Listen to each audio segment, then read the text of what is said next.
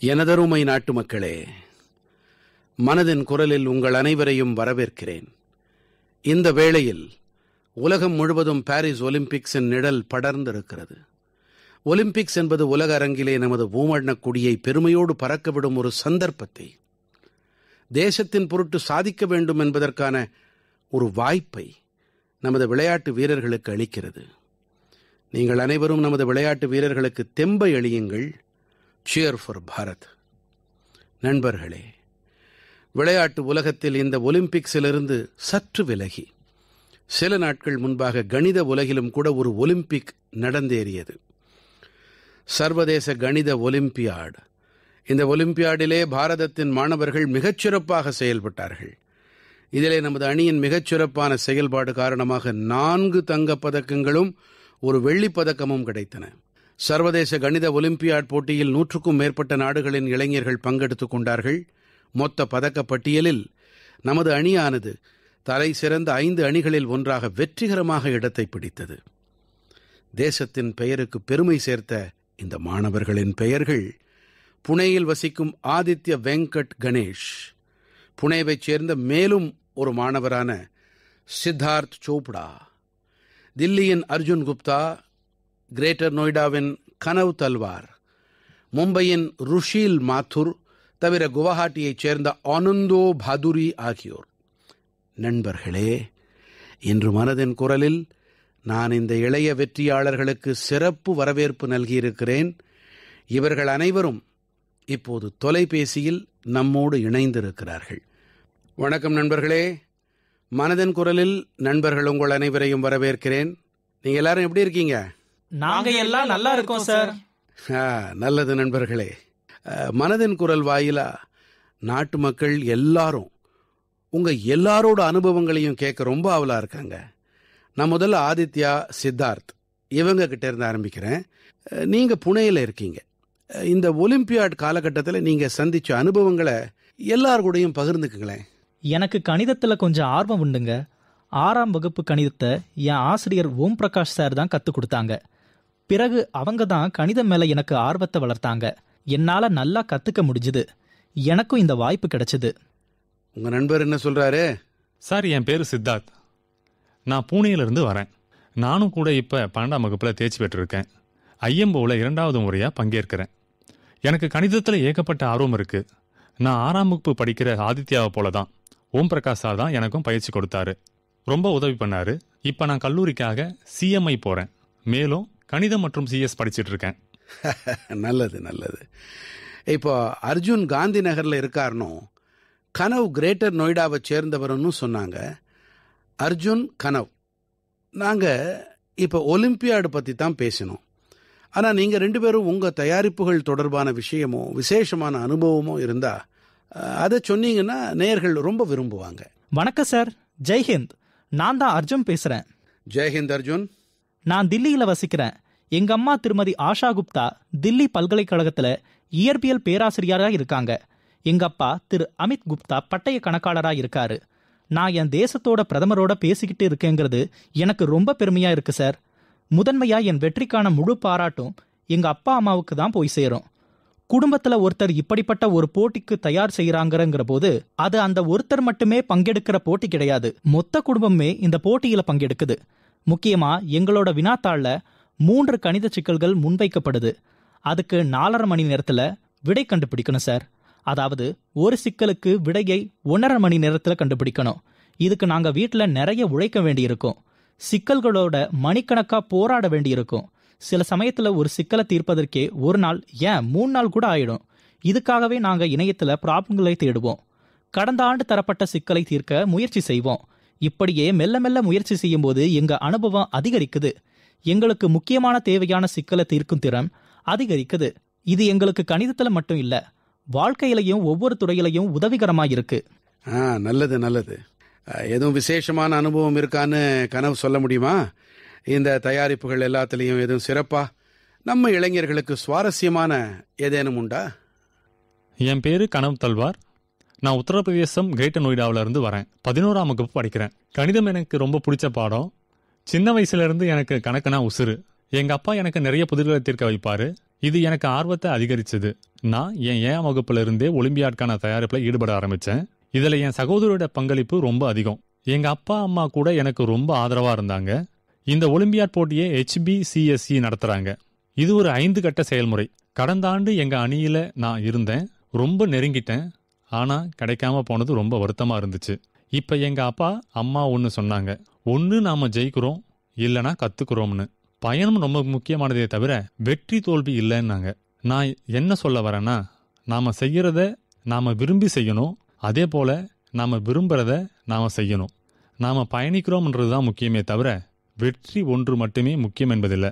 நாம ஒரு விஷயத்தை நேசிச்சோம்னா நமக்கு வெற்றி கண்டிப்பா கிடைக்கும். பயணத்தை ரசிக்கணும். சரி கனவ், நீங்க கணிதத்திலையும் ஆர்வத்தோட இருக்கீங்க. நீங்க பேசுறத பார்த்தா உங்களுக்கு இலக்கியத்திலையும் ஆர்வம் இருக்கா மாதிரி இருக்கே. ஆமா சார், சின்ன வயசுல நான் பேச்சு போட்டி, விவாதங்கள் இதில் எல்லாம் நிறைய பங்கெடுப்பேன். நல்லது. ஆனந்தோ, நீங்க இப்ப குவஹாட்டியில இருக்கீங்க. உங்க நண்பரான ருஷில் அவர் மும்பையில இருக்காரு. உங்க 2 பேர்கிட்டையும் நான் என்ன கேட்க விரும்புறேன்னா, நான் பரீட்சா பே சர்ச்சா, அதாவது தேர்வுகளை எதிர்கொள்வோம் நிகழ்ச்சியில பங்கெடுக்கிறேன். இதை தவிர வேற நிகழ்ச்சிகள்லையும் மாணவர்களோட உரையாடுறேன். நிறைய மாணவர்களுக்கு கணிதம்னு பேரை கேட்டாலே உதறல் ஏற்படுதே. ஆனா உங்க 2 பேருக்கும் கணிதத்தோட நட்பு ஏற்பட்டுச்சு எப்படி?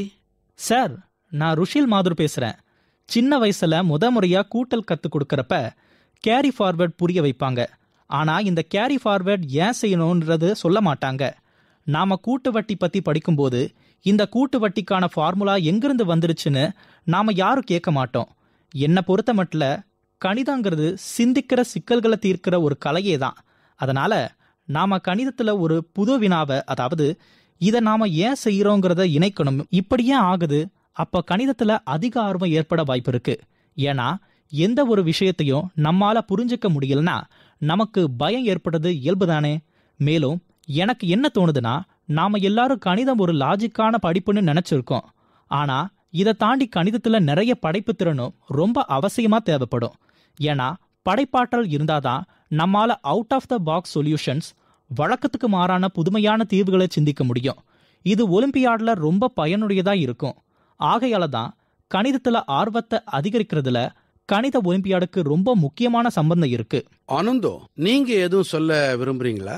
வணக்கம் பிரதமர் அவர்களே, நான் கவுஹாட்டியிலேருந்து ஆனந்தோ பாதுரி பேசுகிறேன். நான் இப்போ தான் +2 வகுப்பு பாஸ் செஞ்சுருக்கேன். இங்கே இருக்கிற உள்ளூர் ஒலிம்பியாட்டில் நான் 6வது 7வதுல பங்கெடுத்தேன். அதிலிருந்து ஆர்வம் அதிகமாயிடுச்சு. இது எங்களோட 2வது IMO. 2 IMOவும் நல்லாவே இருந்துச்சு. ருஷில் சொல்கிறது எனக்கு முழு சம்மதம். மேலும் நான் என்ன சொல்ல விரும்புகிறேன்னா, யாருக்கு கணிதம்னா பயமோ அவங்களுக்கு பொறுமை ரொம்ப அவசியம். ஏன்னா நமக்கு கணக்கு எப்படி சொல்லிக் கொடுக்கப்படுதுன்னா, ஒரு ஃபார்முலாவை கொடுத்து அதை நெற்று பண்ண வைப்பாங்க. பிறகு அந்த ஃபார்முலாவில் இருந்து 100 கேள்வியை படிக்க வைப்பாங்க. ஆனால் நீங்கள் ஃபார்முலாவை புரிஞ்சுக்கிறீங்களா இல்லையான்னு யாருக்கும் கவலை இல்லை. ஃபார்முலாவை நெற்று பண்ணிட்டு போன பிறகு தேர்வில் ஃபார்முலா மறந்து போச்சுன்னா என்ன செய்ய? அதனால தான் சொல்கிறேன், ஃபார்முலாவை புரிஞ்சுக்கோங்க.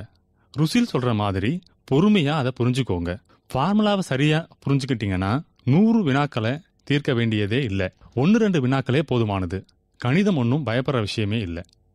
ஆதித்யா, சித்தார்த், நீங்க ஆரம்பத்துல பேசினப்ப சரியா உங்க கூட பேச முடியல.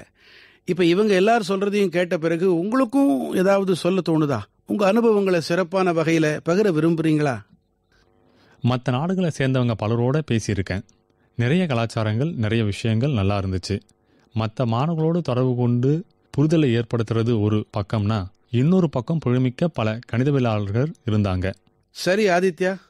ரொம்ப நல்ல அனுபவமா இருந்துச்சு. எங்களை எல்லாம் அவங்க பாத் சிட்டியில சுத்தி காமிச்சாங்க. ரொம்ப நல்ல நல்ல காட்சிகளை பார்த்தோம். பூங்காக்களுக்கு கூட்டிட்டு போனாங்க. ஆக்ஸ்போர்ட் பல்கலைக்கழகத்துக்கு கூட்டிட்டு போனாங்க. ரொம்ப நல்ல அனுபவமா இருந்துச்சு. சரி நண்பர்களே, உங்க கூட பேசுறது எனக்கு ரொம்பவே நல்லா இருந்துச்சு. உங்க எல்லாருக்கும் என்னோட பல பல நல்வாழ்த்துக்கள். இந்த மாதிரியான போட்டிகள்னா அதுக்கு நிறைய கருத்தூன்றிய செயல்பாடுகளை செய்ய வேண்டியிருக்கும், மூளையை கசக்கி பிழிய வேண்டியிருக்கும். குடும்ப உறுப்பினர்களுக்கும் கூட சில சமயம் எரிச்சலா இருக்கும், என்னடா அது இவன் எப்பா பாரு கூட்டல் கழித்தல்னே காலத்தை கடத்துறானேன்னு. ஆனா என் தரப்புல இருந்து உங்க எல்லாருக்கும் பல பல நல்வாழ்த்துக்கள். நீங்க தேசத்துக்கு பெருமை சேர்த்திருக்கீங்க. நன்றி நண்பர்களே. நன்றி sir. Thank you. Thank you. Thank you sir. ஜெய்ஹிந்த். ஜெய்ஹிந்த். ஜெய்ஹிந்த். மாணவர்களாகிய உங்கள் அனைவரோடும் உரையாடியது மிகுந்த ஆனந்தத்தை அளிக்கிறது. மனதின் குரலில் இணைந்தமைக்கு நான் உங்கள் அனைவருக்கும் என் நன்றிகளை தெரிவித்துக் கொள்கிறேன். கணிதத்தின் இந்த இளைய ஜாம்பவான்கள் கூறுவதை கேட்ட பிறகு கணிதத்தை ரசிக்கவும் அனுபவிக்கவும் ஒரு உத்வேகம் மற்ற இளைஞர்களுக்கு உண்டாகும் என்று நான் நம்புகிறேன். எனதருமை நாட்டு மக்களே, மனதின் குரலில் இப்போது நான் கூறவிருக்கும் விஷயத்தை பதவாதிகள் அனைவரின் கைகளும் பெருமிதம் பொங்க நிமிர்ந்து நோக்கும்.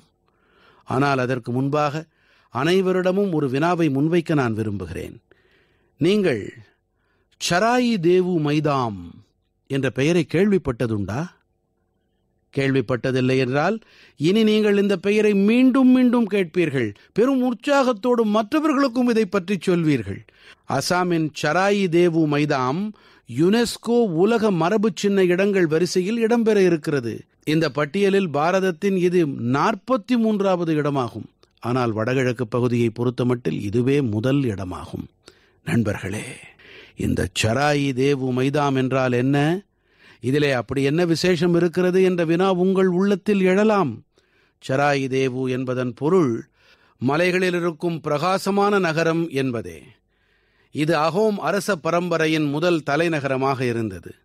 அஹோம் ராஜவம்சத்தவர்கள் தங்கள் முன்னோர்களின் பூத உடல்களையும் அவர்களுடைய விலை மதிப்புமிக்க பொருட்களையும் பாரம்பரியமான முறையிலே மைதாமிலே வைத்தார்கள். மைதாம் என்பது சிறப்பான பெரிய மேடான ஒரு அமைப்பு. இதன் மேற்பரப்பில் மண்ணால் மூடி வைக்கப்பட்டிருக்கும். அடிப்பகுதியில் ஒன்று அல்லது மேற்பட்ட அறைகள் இருக்கும். இந்த மைதாமானது அஹோம் சாம்ராஜ்யத்தின் காலஞ்சென்ற அரசர்கள் மற்றும் பிரபலஸ்தர்கள் மத்தியில் ஸ்ரத்தையின் அடையாளமாக கருதப்படுகிறது. தங்களுடைய முன்னோர்களிடத்தில் மரியாதையை வெளிப்படுத்தும் இந்த வழிமுறை மிகவும் தனித்தன்மை வாய்ந்தது. இந்த இடத்திலே சமூக அளவிலான வழிபாடுகளும் நடத்தப்படுகின்றன. நண்பர்களே, அஹோம் சாம்ராஜ்யத்தை பற்றிய வேறு பல தகவல்கள் உங்களை ஆச்சரியத்தில் திக்குமுக்காட வைக்கும். 13ஆம் நூற்றாண்டில் துவங்கப்பட்ட இந்த சாம்ராஜ்யம் 19ஆம் நூற்றாண்டின் தொடக்கம் வரை நீடித்தது. இத்தனை நீண்ட காலம் வரை இந்த சாம்ராஜ்யம் நீடித்தது என்பது மிகப்பெரிய விஷயம். அஹோம் சாம்ராஜ்யத்தின் சித்தாந்தமும் நம்பிக்கைகளும் மிகவும் பலமானவையாக இருந்ததால் ஒருவேளை இந்த ராஜவம்சம் இத்தனை ஆண்டு காலமாக நீடித்திருக்க முடிந்திருக்கலாம். இதே ஆண்டு மார்ச் மாதம் 9ஆம் தேதியன்று அசாத்தியமான சாகசம், வீரம் ஆகியவற்றின் சின்னமான மகத்தான அஹோம் வீரரான லச்சித் போர்ஃபுகனுடைய மிகப்பெரிய உருவச்சிலையை திறந்து வைக்கும் பெரும்பேறானது எனக்கு கிடைத்தது என் நினைவில் இருக்கிறது. இந்த நிகழ்ச்சியின் போது அஹோம் சமூகத்தின் ஆன்மீக பாரம்பரியத்தை பின்பற்றும் போது எனக்கு வித்தியாசமான ஒரு அனுபவம் உண்டானது. லச்சித் மைதாமிலே அஹோம் சமூகத்தின் முன்னோர்களுக்கு மரியாதை அளிக்கும் பாக்கியம் கிடைப்பது எனக்கு மிகப்பெரிய விஷயம். இப்போது சராயி தேவு மைதாமினை உலக மரபு சின்ன இடங்களில் ஒன்றாக ஆக்குவதன் பொருள் என்னவென்றால், இங்கே மேலும் அதிகமான சுற்றுலா பயணிகள் வருவார்கள். நீங்களும் வருங்காலத்தில் உங்களுடைய பயணத் திட்டங்களில் இந்த இடத்தையும் கண்டிப்பாக இணைத்துக் கொள்ளுங்கள். நண்பர்களே, தன்னுடைய கலாச்சாரத்தின் மீது பெருமிதம் கொள்ளும் தேசத்தால் மட்டுமே முன்னேற முடியும். பாரதத்திலும் கூட இதுபோன்ற பல முயற்சிகள் நடந்து வருகின்றன. இப்படிப்பட்ட ஒரு முயற்சிதான் ப்ராஜெக்ட் பரி. பரி மண்ணை ஸ்வர்க்கமாக ஆக்கக்கூடியது. பரி அதாவது பப்ளிக் ஆர்ட் ஆஃப் இந்தியா. இந்த திட்டமான பரி பொதுக்கலையை வெகுஜனங்களுக்கு பிரியமானதாக ஆக்க, வளர்ந்து வரும் கலைஞர்களை ஒரே மேடையில் நிறுத்துவதற்கான ஒரு பெரிய ஊடகமாக ஆகி வருகிறது. நீங்களே கூட கவனித்திருக்கலாம், சாலையோரங்களில், சுவர்களின் மீது, சுரங்கப்பாதைகளில் மிக அழகான ஓவியங்கள் வரையப்பட்டிருக்கும். இந்த ஓவியங்கள் இந்த கலைப்படைப்புகளை பரியோடு தொடர்புடைய இந்த கலைஞர்கள்தான் உருவாக்குகின்றார்கள். இதன் காரணமாக நமது பொதுவிடங்களின் அழகு அதிகரிக்கிறது. அதே வேளையில் நமது கலாச்சாரத்தை மேலும் பிரபலப்படுத்துவதிலும் உதவிகரமாக இருக்கிறது. எடுத்துக்காட்டாக தில்லியின் பாரத் மண்டபத்தையே எடுத்துக் கொள்ளுங்களேன். இங்கே தேசமெங்கிலும் இருந்தும் அற்புதமான கலைப்படைப்புகளை நீங்கள் பார்க்கலாம். தில்லியின் சில சுரங்கப்பாதைகள், மேம்பாலங்கள் ஆகியவற்றிலும் கூட நீங்கள் அழகான பொது கலைப்படைப்புகளை பார்க்கலாம். பொதுமக்கள் கலை தொடர்பாக மேலும் பணியாற்ற நான் கலை மற்றும் கலாச்சார பிரியர்களிடம் வேண்டுகோள் விடுக்கிறேன். இவை நம்மிடத்திலே நமது வேர்களின் மீது சுகமான பெருமை உணர்வை ஏற்படுத்தும். எனக்கு பிரியமான நாட்டுமக்களே, மனதின் குரலில் இப்போது வண்ணங்களைப் பற்றி பேசலாம். இவை எப்படிப்பட்ட வண்ணங்கள்? ஹரியானாவின் ரோஹ்தக் மாவட்டத்தின் 250க்கும் மேற்பட்ட பெண்களின் வாழ்க்கையில் வளங்கள் என்ற வண்ணங்களை நிரப்பியவை. கைவினைப் பொருள் தயாரித்தலோடு தொடர்புடைய பெண்கள் முதலில் சின்ன சின்ன கடைகள் மற்றும் சிறிய வேலைகளைச் செய்து வந்தார்கள். ஆனால் முன்னேற வேண்டும் என்ற ஆர்வம் அனைவரிடத்திலும் அவசியம் இருக்கும். ஆகையால் இவர்கள் உன்னதி சுய உதவிக் குழுவோடு தங்களை இணைத்துக் கொள்ள முடிவெடுத்தார்கள். இணைத்துக் கொண்டு பிளாக் பிரிண்டிங் மற்றும் சாயமிடலில் பயிற்சி பெற்றார்கள். துணிகளில் வண்ணங்களின் ஜாலம் செய்யும் இந்த பெண்கள் இன்று லட்சக்கணக்கான ரூபாய் வருமானம் ஈட்டி வருகிறார்கள். இவர்கள் தயாரித்த படுக்கை விரிப்பு, புடவைகள், துப்பட்டாக்கள் ஆகியவற்றுக்கு சந்தையில் பெரும் தேவை இருக்கிறது. நண்பர்களே, ரோஹ்தக்கின் இந்த பெண்களைப் போலவே பல்வேறு பாகங்களில் கைவினைஞர்கள் நெசவினை வெகுஜனங்களுக்கு விருப்பமானதாக ஆக்குவதில் இணைந்திருக்கிறார்கள். அது ஒடிஷாவின் சம்பல்புரி புடவைகளாகட்டும், மத்திய பிரதேசத்தின் மாஹேஸ்வரி புடவைகளாகட்டும், மகாராஷ்டிரத்தின் பைட்டானி அல்லது விதர்பத்தின் ஹேண்ட் பிளாக் பிரிண்ட்டுகளாகட்டும், ஹிமாச்சலத்தின் பூட்டிகோ கம்பளி போர்வை, கம்பளி ஆடைகள் அல்லது ஜம்மு காஷ்மீரத்தின் கனி மேற்போர்வையாகட்டும், தேசத்தின் அனைத்து இடங்களிலும் நெசவு புரியும் வேலை பரந்திருக்கிறது. சில நாட்களுக்கு பிறகு ஆகஸ்ட் மாதம் 7ஆம் தேதியன்று தேசிய கைத்தறி தினத்தை நாம் கொண்டாட இருக்கிறோம் என்பதை நீங்கள் அறிந்திருக்கலாம். இப்போதெல்லாம் கைத்தறி பொருட்கள் மக்களின் இதயங்களில் இடம் பிடித்திருப்பதை காணும்போது இது மிகவும் பலமானதாக, ஆழமானதாக இருக்கிறது. இப்போது பல தனியார் நிறுவனங்களும் கூட செயற்கை நுண்ணறிவு மூலம் கைத்தறி உற்பத்தி மற்றும் நீடித்த பாணிக்கு ஊக்கமளித்து வருகின்றன. கோஷா AI, ஹேண்ட்லூம் இந்தியா, டிஜங்க், நோவாடெக்ஸ், பிரம்மபுத்ரா ஃபேபிள்ஸ் போன்ற பல ஸ்டார்ட் அப்புகளும் கூட கைத்தறி பொருட்களை வெகுஜன பிரியமானவையாக ஆக்குவதில் ஈடுபட்டிருக்கின்றன. பலர் தங்களிடங்களில் இப்படிப்பட்ட உள்ளூர் பொருட்களை மேலும் பிரபலமானவையாக ஆக்குவதில் முனைந்திருக்கிறார்கள் என்ற தகவல் பிடித்த விஷயமாக இருக்கிறது. நீங்களும் கூட #myproductmypride என்ற பெயரில் சமூக ஊடகத்தில் இப்படிப்பட்ட உள்ளூர் பொருட்கள் பற்றி தரவேற்றம் செய்யுங்கள். உங்களுடைய இந்த முயற்சி பலரின் வாழ்க்கையையே கூட மாற்றவல்லது. நண்பர்களே, கைத்தறியோடு கூடவே நான் காதி பற்றியும் பேச விரும்புகிறேன். உங்களில் பலர் கதராடைகளை முன்பு பயன்படுத்தி இருக்க மாட்டீர்கள். ஆனால் இப்போதெல்லாம் மிக பெருமையோடு கதராடைகளை உடுத்தி வருவீர்கள். காதி கிராமோத்யோக் பவனத்தின் வியாபாரம் முதன்முறையாக 1.5 லட்சம் கோடி ரூபாயை தாண்டி இருக்கிறது என்பதை தெரிவிப்பதில் எனக்கு மிகுந்த சந்தோஷமாக இருக்கிறது.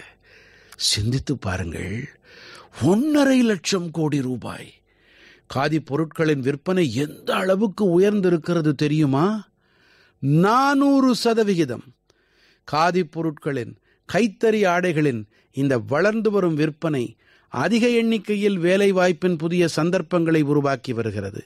இந்த தொழிலோடு மிக அதிக அளவில் பெண்கள் இணைந்திருக்கிறார்கள் எனும்போது மிகப்பெரிய ஆதாயமும் கூட அவர்களுக்குத்தானே ஏற்படுகிறது.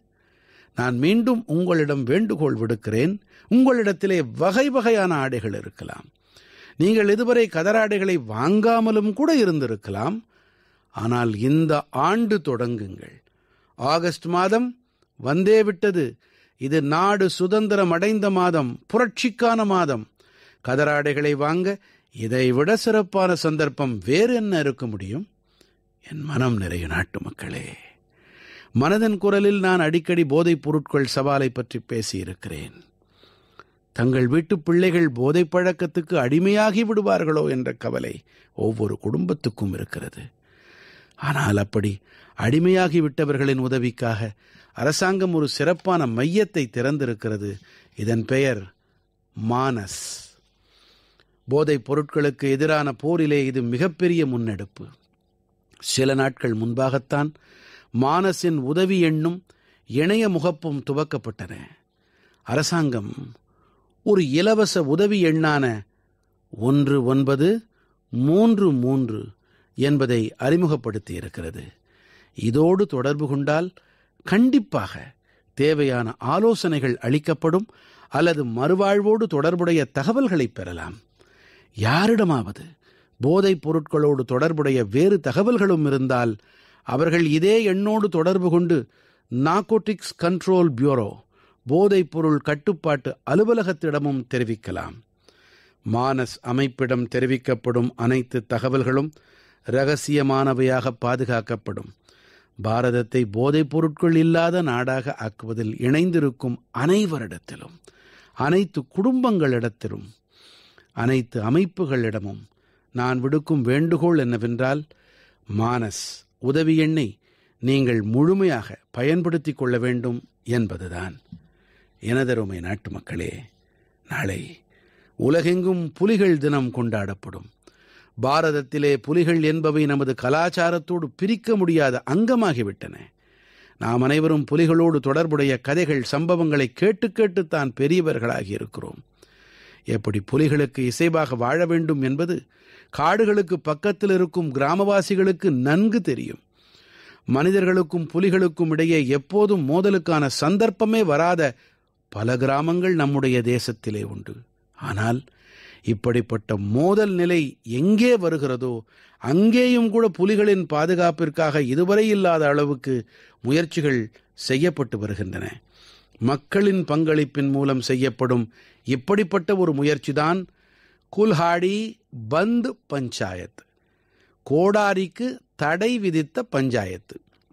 ராஜஸ்தானின் ரணதம்போரில் தொடங்கப்பட்டிருக்கும் இந்த குல்ஹாடி பந்த் பஞ்சாயத்து இயக்கம் மிகவும் சுவாரஸ்யமானது.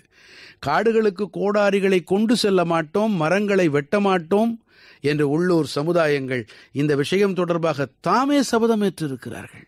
இந்த ஒருமுக காரணமாக இங்கே இருக்கும் வனங்கள் மீண்டும் ஒருமுறை பசுமையானவையாக ஆகி வருகின்றது. புலிகளுக்கும் சிறப்பான ஒரு சூழல் தயாராகி வருகிறது.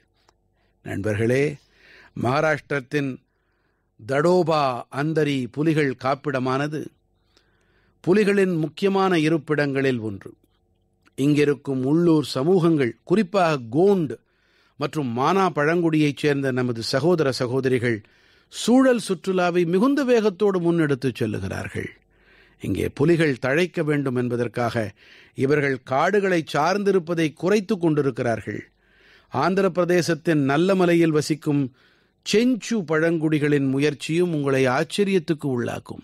இவர்கள் டைகர் டிராக்கர்ஸ் என்ற வகையிலே காடுகளின் உயிரினங்களின் இயக்கங்கள் பற்றி அனைத்து தகவல்களையும் சேகரித்திருக்கிறார்கள்.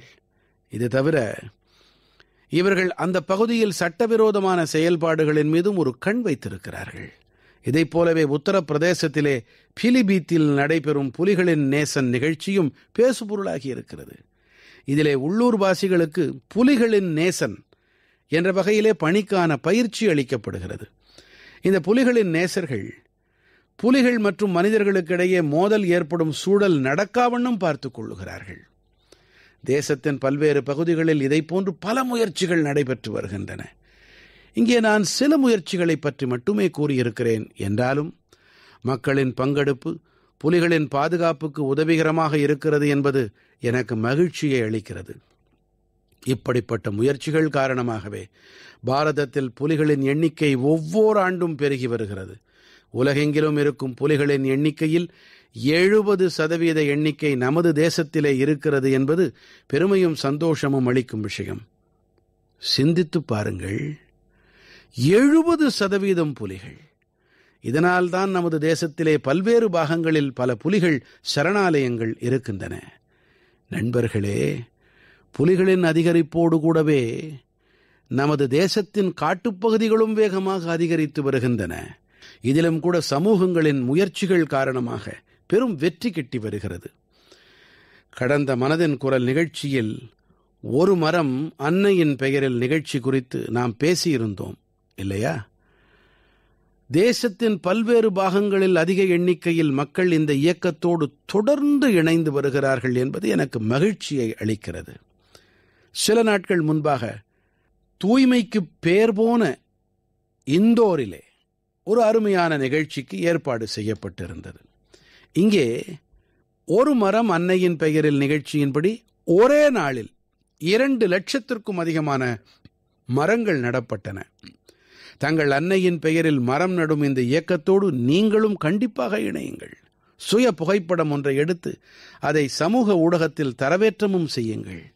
இந்த இயக்கத்தோடு இணையும் போது உங்களுடைய தாய், பூமி தாய், இருவருக்குமே விசேஷமான ஒன்றை நீங்கள் செய்ததைப் போல உணர்வீர்கள். எனதருமை நாட்டு மக்களே, ஆகஸ்ட் மாதம் 15ஆம் தேதி தொலைவில் இல்லை. இப்போது ஆகஸ்ட் மாதம் 15ஆம் தேதியோடு இணைந்த மேலும் ஒரு இயக்கம் இணைகிறது. வீடுகள் தோறும் மூவண்ணக் கொடி இயக்கம். கடந்த சில ஆண்டுகளாகவே நாடெங்கிலும் இந்த வீடுகள் தோறும் மூவண்ணக் கொடி இயக்கமானது பெரும் உற்சாகத்தோடு நடந்தது. ஏழையோ பணக்காரரோ, சிறிய வீடோ பகட்டான மாளிகையோ, அனைவரும் மூவண்ணக் கொடியை பறக்கவிட்டு பெருமித உணர்வை அனுபவித்தார்கள். மூவண்ணக் கொடியோடு கூட சுய புகைப்படம் எடுத்துக்கொண்டு அதை சமூக ஊடகத்தில் தரவேற்றம் செய்வதிலே பேரார்வம் காணப்பட்டது. ஒரு குடியிருப்பு பகுதி அல்லது சுற்றுவட்டாரத்தில் ஒவ்வொரு வீட்டிலும் மூவண்ணக் கொடி பறக்கும்போது சிறிது நேரத்திலேயே விடுபட்ட மற்ற வீடுகளிலும் காணத் தொடங்கிவிடும். அதாவது வீடுகள் தோறும் மூவண்ணக் கொடி இயக்கமானது மூவண்ணக் கொடியின் பெருமையை கொண்டாடும் ஒரு தனித்தன்மை வாய்ந்த விழாவாகவே மாறிவிட்டது. இது தொடர்பாக இப்போது பல வகையான நூதனங்களும் கூட நடந்து வருகின்றன. ஆகஸ்ட் மாதம் வரவர வீடுகளிலே, அலுவலகங்களிலே, வாகனங்களிலே மூவண்ணக் கொடியை பதிக்க பல வகையான பொருட்கள் வரத் தொடங்கிவிட்டன. சிலரோ மூவண்ணத்தை தங்கள் நண்பர்கள், அண்டை வீட்டார்களோடு பகிர்ந்து கொள்ளுகிறார்கள். மூவண்ணக் கொடி தொடர்பாக உற்சாகம், கொண்டாட்ட உணர்வு ஆகியன நம்மை ஒருவரோடு ஒருவர் இணைக்கிறது. நண்பர்களே, முன்பைப் போலவே இந்த ஆண்டும் கூட நீங்கள் harghar.tiranga.comஇலே மூவண்ணக் கொடியோடு கூடவே உங்களின் சுய புகைப்படத்தை கண்டிப்பாக தரவேற்றம் செய்யுங்கள். இது தொடர்பாக நான் உங்களுக்கு ஒரு விஷயத்தை நினைவுபடுத்த விரும்புகிறேன்.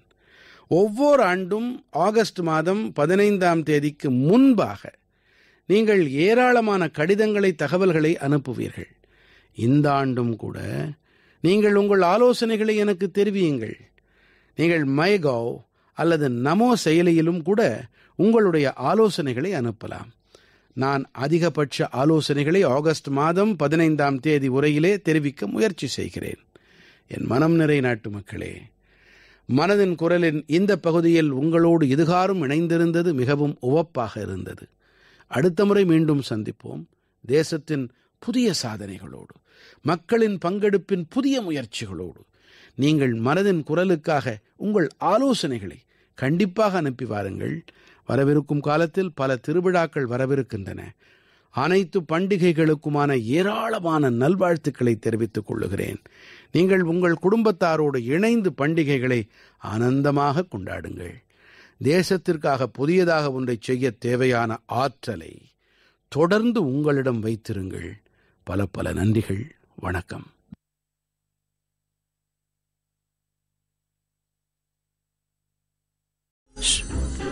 இங்க நின்று என்ன யோசிக்கிற? எப்படி எடுக்கிறதுன்னு யோசிக்கிறேன். இப்படி எடுத்தா போச்சு.